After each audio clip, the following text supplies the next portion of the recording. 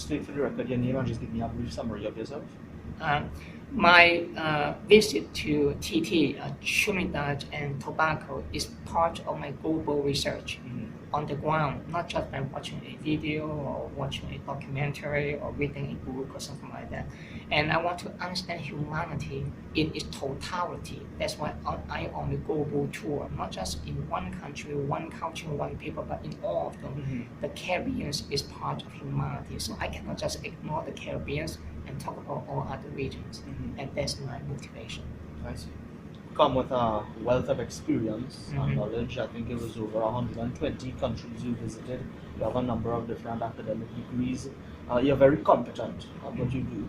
Do you intend during your visit to Trinidad to meet with any of our leaders in office to give them advice, perhaps just to start up some dialogue of what could be the first of many? Yes and no. I also noticed that as an American, people are a bit more concerned that I may be coming over here to lecture people. And this is a no-no that I try to avoid, because as soon as you start doing that, it becomes politically problematic.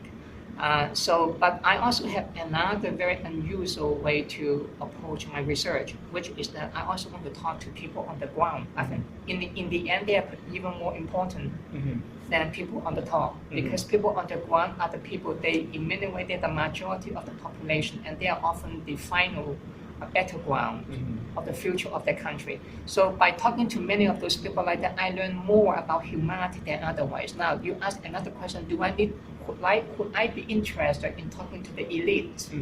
Yeah, why not? I'm not excluding anyone. My research, I spoke to a lot of different people on the top and the bottom. So my answer to you is yes, but no also, because I do not focus on that, because I think that there's a misguided. When you focus on the elites too much, you ignore many other problems on the street, and your advices and your solution may not be very realistic in the end, because you focus too much on them, those in power. But you forget the other side, and they are the majority of the population everywhere, and they are often the most important ones. Just a follow-up question to that, in terms of not excluding anyone, our academics here at the University of the West Indies and the University of Trinidad and Tobago, they also play a very important role in shaping and developing our future. Do you have any interest in perhaps partnering with them for your research in terms of data collection, analysis, and so on?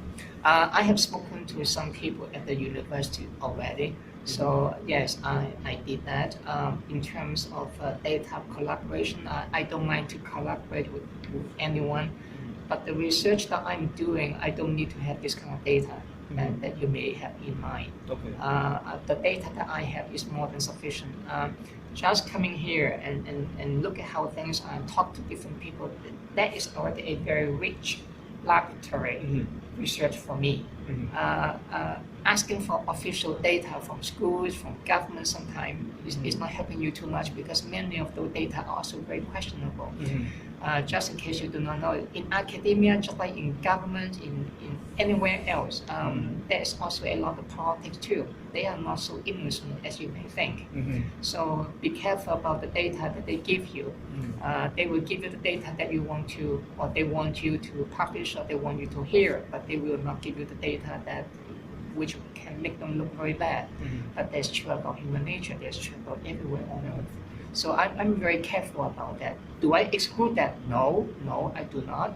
I welcome that, but I know the pitfall of all that kind of approach that can be quite dangerous to your, that could contaminate your research more than otherwise.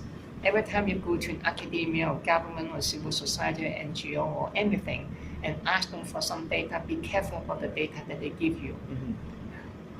They have their own agenda too.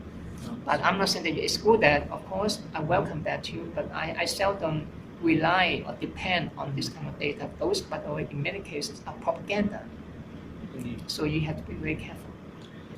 In that time, what do you intend to do to gather your data and your research and so on? Normally, when I go to a country, I speak to a lot of different people, not just those who are well educated, those who are the elites, but also those who are not. So because I do not want to exclude any of them. This will be made available, the information you compile and analyze, will this be made available in a scientific journal, in a book, perhaps? What will be the format of presentation? Normally, I do not mention the names, or I do not mention any specific person. I'm interested more in visions and theories. So if I talk to you, I'm not that interested in terms of what you have to say as a person, but I'm more interested in the totality of the picture. What is the tendency of the culture, the society? Also, I'm not that interested in the viewpoint of one person. I'm only interested, after I talk to so many people, I have some rough idea what is the generalities of this culture, of this society, and then I shall propose my new visions and my new theories based on what I have observed. But no one person, no one group can satisfy my methodology, because my methodology is total. Is covering the entire picture. And also, I don't focus on TT. By the end of my tour, I have all these kind of ideas about the totality of the humanity. I'm not interested in, I just come here only because I want to understand TT. No. Just like I go to other countries, I don't come to just for that country. My ultimate goal is for unified theories of everything in the entire universe, not just on Earth. And I have proposed more than 128 visions and theories so far. So my thinking, that's why I don't fall into the trap that some people have been falling, or you have mentioned some of them too. I don't side with any side, and this is too small for me. I get out of that trap and boxes.